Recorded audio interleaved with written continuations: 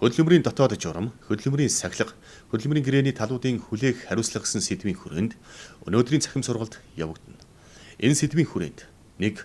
Хөдөлмөрийн дотоод журам буюу хууль зааснаар хөдөлмөрийн хэм хэмжээ. 2. Хөдөлмөрийн сахилга. 3. Хөдөлмөрийн гэрээгээр талуудын хүлээх хариуцлага гэсэн 3 үндсэн асуудлыг авч үзнэ. Монгол Улсын хөдөлмөрийн тухай хуулийн 4-р бүлэгт дээрх 3 нэр томьёог дараах байдлаар тодорхойлжээ. Ингэхдээ хөдөлмөрийн тухай хуулийн 4.1-9-т хөдөлмөрийн гэрээ гэж хөдөлмөр эрхлэлтийн харилцааны үндсэн дээр ажил олгогч ажилтан харилцан тохиролцсны дагуу хийсэн тохиролцоог 4.1-10-т хөдөлмөрийн дотоод хэм хэмжээ гэж хөдөлмөр нийгмийн хамгааллын асуудлаар аж ахуйн нэгж байгууллага дотооддоо дагаж мөрдөхөөр холбогдох хууль тогтоомж хамтын гэрээ хамтын хэлэлцээрт нийлүүлэн ажил олгогчоос бичгээр эсвэл захим хэлбэрээр гаргасан баримт бичгийг гэж тус тодорхойлсон. Өнөөдрийн бидний судлах сэдвийг хөдөлмөрийн тухай хуулийн 9-р бүлэгт тодорхой заасан байгаа. Хөдөлмөрийн дотоод журам. Монгол Улсын хөдөлмөрийн тухай хуулийн 9-р бүлгийн 1-р дэд бүлэгт хөдөлмөрийн дотоод журам хариуцлага гэсэн харилцааг зохицуулахаар тусгасан байна. Хөдөлмөрийн тухай хуулийн 9-р бүлгийн 1-р дэд бүлгийн 122-ийн 1-д ажил олгогч ажилтны төлөөлөгчийн саналыг харгалзан хууль тогтоомжид нийцүүлэн тухайн аж ахуйн нэгж байгууллагын хэмжээнд үйлчлэх хөдөлмөрийн дотоод журмыг баталж мөрдүүлнэ гэж заажээ.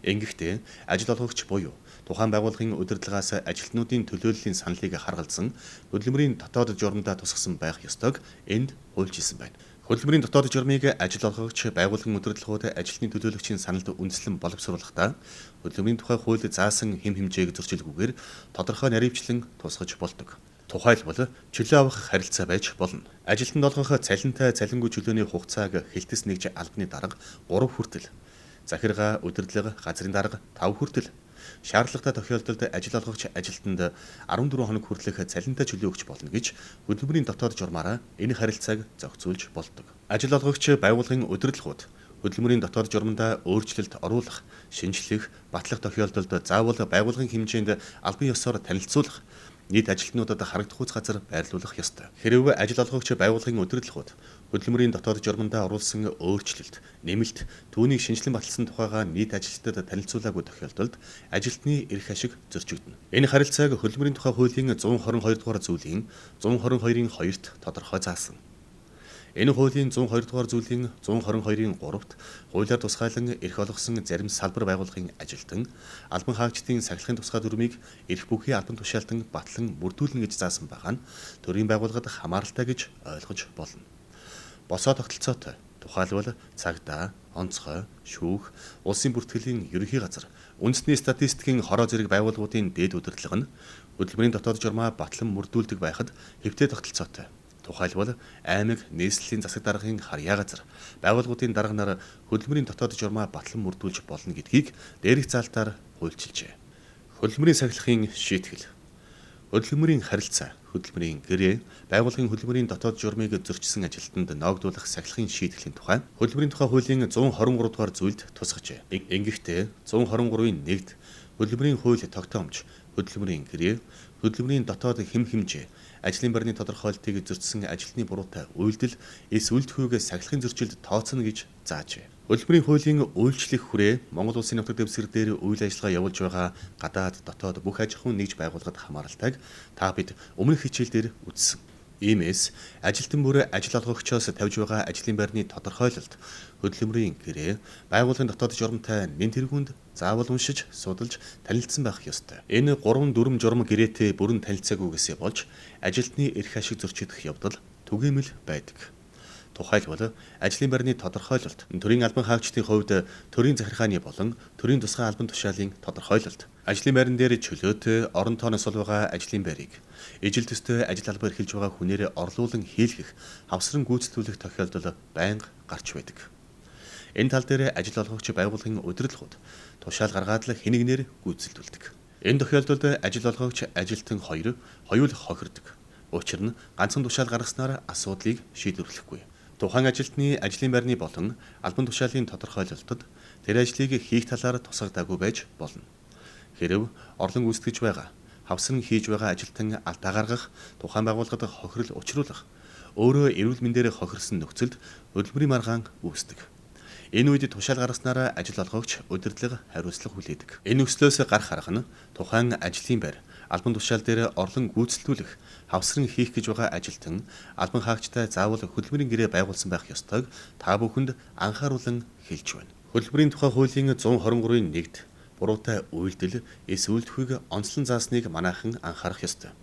Ажил олгогч байгууллагын удирдлагаас өгсөн ажлын байр, албан тушаалын тодорхойлолт, хууль тогтоомж, хөдөлмөрийн дотоод журамд заасан хэм хэмжээ мэдсэн, уншиж танилцаагүй гэсээ мэдээгүй гэдэг шалтгаанаар ажил олгогч байгууллагын удирдлагаас өгсөн үүрэг чиглэлийг биелүүлээгүй, эсвэл алдаатай, хууль зөрчсөн зааврыг мөн л хууль тогтоомж, хөдөлмөрийн дотоод журамд заасан хэм хэмжээ мэдсэн, уншиж танилцаагүй гэсээ мэдээгүй гэдэг шалтгаанаар дээрх зааврыг хэрэгжүүлэх нь эсвэл төхөд хамаарч сахилгын шийтгэл хүлээхийг ямагт санаж байх хэрэгтэй.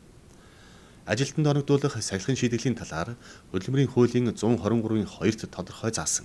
Энэ нь 123-ийн 2. Ажил олгогч буюу түүнээс эрх олгосон удирдах ажилтан сахилгын зөрчил гаргасан ажилтнанд дараах хөдөлмөрийн сахилгын шийтгэл ноогдуулна. 123-ийн 2-ийн 1. Өөрт нь ганцаарчсан хэлбэрээр хаалттай сануулах. 123-ийн 2-ийн 2. Нийт ажилтнанд зарлах хэлбэрээр нээлттэй сануулах. 123-ийн 2-ийн 3. Үндсэн цалингийн 3 хүртэлх сар хугацаагаар 20 хүртэлх хувиар бууруулах. 123-ийн 2-ийн 4. Албан тушаал бууруулах. 123-ийн 2-ийн 5. Ажил олгогчийн санаачлагаар хөдөлмөр эрхлэлтийн харилцааг цуцлах. Дээрх 5 шийдэглээс хамгийн ихээр ажилтныг хохироодог шийтгэл бол 123-ийн 2-ийн 3 юм. Энэ заалтыг ажил олгогч байгууллагын удирдлагууд тушаал дээр шууд хуулбарлан оруулж ажилтныг хохирох явдал их түгээмэл. Энэ заалтын утга нь 3 сар хүртэл түүнээс багч байж болно. 20 хүртэл хувь мөн түүнээс багч байж болно гэсэн утгатай. Нийт 281-ийн шүүхийн шийдвэрийг нэгтлэхэд 219 нь ажлаас буруу халсан, 7 нь ажлаас буруу шилжүүлсэн тухай маргаан. Бусад шүүхийн шийдвэр нь цалинд итгэмж олгоогүй зэрэг олон төрлийн маргаантай холбоотой байна. Ажлаас халсан 133 тохиолдлын шалтгаан нь сахилгын зөрчилтэй холбоотой байна. Ажил олгогч заримдаа бүтцийн өөрчлөлтийн улмаас албан тушаал өөрчлөгддөг. Харин хөдөлмөрийн гэрээг цуцлан дараа нь шинэ гэрээ байгуулдаггүй. Ажлаас халсан 11 тохиолдол нь мэргэжлийн ур чадваргүй, үндсэн ажлаа гүйцэтгэхэд тэнцэхгүй гэсэн шалтгаантай байлаа. Ажил олгогчид заримдаа ажлын байрны тодорхойлолтын дагуу мэргэсэн ажилтныг ажилд авсан ч дараа нь өөрчлөлтөнд оруулах тохиолдол гарч байсан. Бид сахилгын шийтгэлийн төрөл хэлбэрийн тухай өмнөх слайд дээр ярилцлаа. Одоо сахилгын шийтгэлийг ажилтнанд хэрхэн авах тухай ярилцъя. Хөдөлмөрийн тухай хуулийн 123-ийн 3-т ажил олгогч хөдөлмөрийн сахилгын шийтгэл ноогдуулахаас өмнө ажилтнанд мэдэгдэж, тайлбар авч, сахилгын зөрчлийн шинж үр дагаврыг харгалзан, энэ хуулийн 123-ийн 2-т заасан хөдөлмөрийн сахилгын шийтгэлийг сонсгож хэрэглэнэ. Хөдөлмөрийн сахилгын шийтгэл ноогдуулсан шийдвэрийг бичгээр эсвэл захим хэлбэрээр гаргана гэж заажээ. Энэ заалт дээр ажил олгогч, ажилтан та бүхэн нэг зүйлийг анзаараарай. Хуучин зүйлд шат дараалан авна гэж заасан байсан бол шинэ хуулиар сонгож хэрэглэж болно гэж оруулсан. Гэвч захиргааны ерөнхий болон олон улсын гэрээ конвенцийн дагуу тохирох шийдэглийг дараалан хэрэгжүүлэх гэсэн утга агуулга байдаг. Тиймээс ажилтан байгууллагын удирдлагууд дээрх 5 шийдэглийг дараалан авч байх нь дараа нь гарах хөдөлмөрийн маргаанаас сэргийлдэг гэдгийг анхаарч байхад илүүдэхгүй. Бүр онц нөхцөл, онцгой тохиолдолд шууд тохирохыг хэрэглэх нь зүйтэй. Одоо сахилгын шийтгэл ноогдуулах процедурын талаар хөдөлмөрийн тухай хуулинд хэрхэн тусгасныг авч үзье. 123-ийн 4. Сахилгын зөрчил гаргасан өдрөөс эсвэл зөрчил үргэлжилсэн тохиолдолд зөрчил гаргасан сүүлийн өдрөөс хойш 6 сар ажил олгогч түүнийг илрүүлснээс хойш 1 сарын дотор хөдөлмөрийн сахилгын шийтгэл ноогдуулна. 123-ийн 5. Эд хөрөнгийн бүрэн хариуцлага хүлээх ажилтны хувьд сахилгын зөрчил гаргасан өдрөөс эсвэл зөрчил үргэлжилсэн тохиолдолд зөрчил гаргасан сүүлийн өдрөөс 1 жилийн дотор хөдөлмөрийн сахилгын шийтгэл ноогдуулна. 123-ийн 6. Энэ хуулийн 123-ийн 4, 123-ийн 5-д заасан хугацаа нь ажилтан эмнэлгийн магадлалтай, ээлжин амралттай, хувийн чөлөөтэй байх, эсвэл сахилгын зөрчлийн хууль хяналтын болон аудит, эрх бүхий бусад байгууллагаас шалгах хугацаанд тасалдана. 123-ийн 7. Сахилгын нэг зөрчилдөг хөдөлмөрийн сахилгын шийдэглийг давхардуулан ноогдуулахгүй. 123-ийн 8. Хөдөлмөрийн сахилгын шийтгэл ноогдуулснаас хойш 1 жил өнгөрвөл ажилтныг хөдөлмөрийн сахилгын шийтгэл үед тооцно. 123-ийн 9. Ажил олгогч энэ хуулинд 123-ийн 8-д заасан хугацаанаас өмнө ажилтныг хөдөлмөрийн цахилгаан шийдвэрлэгүүдэд тооцож болох бөгөөд энэ тухай ажилтнанд бичгээр эсвэл цахим хэлбэрээр мэдэгдэнэ гэж тус заажээ. Ажил олгогчийн хүлээх хариуцлага. Ажил олгогч байгууллагын удирдлагуудын нийтлэг үүрэг хариуцлага бол ажилтны цалин хөлс, урамшууллыг цагт олгох, тэдний ажлын байрны нөхцөлийг сайжруулах, ажлын байран дээр хохирсон ажилтнанд олгох нөхөн олгорын асуудал байдаг.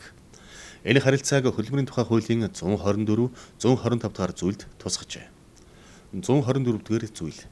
Цалин хөлсийг тогтоосон хугацаанд олгоогүй үед алдан тооцох. 124-ийн 1. Энэ хуулийн 104-ийн 1-д заасан өдрийн ажил олгогч цалин хөлсийг олгоогүй бол хугацаа хэтэрсэн хоног тутамд олгох ёстой цалин хөлсний 1.3% тэнцэх алдан тооцож ажилтнанд нөхөн олгоно. 125 дахь зүйл. Үйлдвэрлэлийн осол, хурц хордлого, мэргэжлээс шалтгаалсан өвчтний улмаас ажилтнанд учирсан хохирлыг нөхөн төлөх. 125-ийн 1. Үйлдвэрлэлийн осол, хурц хордлогод өртсөн, мэргэжлээс шалтгаалсан өвчнөөр өвчлсөн, эсвэл нас барсан ажилтны үйлдвэрлэлийн осол, мэргэжлээс шалтгаалсан өвчтний даатгалд даатгуулсан эсхийг үл харгалзан, ажил олгогч ажилтны 1 сарын дундаж цалин хөлсийг дараах хэмжээгээр нэмэгдүүлсэн нөхөн төлбөрийг ажилтан эсвэл түүний гэр бүлд нэг удаа олгоно. 125-ийн 1-ийн 1. Үйлдвэрлэлийн осол, хурц хордлого, мэргэжлээс шалтгаалсан өвчтний улмаас хөдөлмөрийн чадвараа 30 хүртэлх хувиар алдсан бол 5 дахин, 30-аас 50 хүртэлх хувиар алдсан бол 7 дахин, 50-аас 70 хувиар алдсан бол 9 дахин, 70 ба түүнээс дээш хувиар алдсан бол 18 дахин. 125-ийн 1-ийн 2. Үйлдвэрлэлийн осол, хурц хордлого, мэргэжлээс шалтгаалсан өвчтний улмаас нас барсан бол 36 дахин. 125-ийн 2. Энэ хуулийн 125-ийн 1-д заасан нөхөн төлбөрийг 2 болон түүнээс дээш удаа олгохоор хамтын гэрээ, хамтын хэрэлцээр хөдөлмөрийн дотоод хэм хэмжээнд тусгаж болно. 125-ийн 4.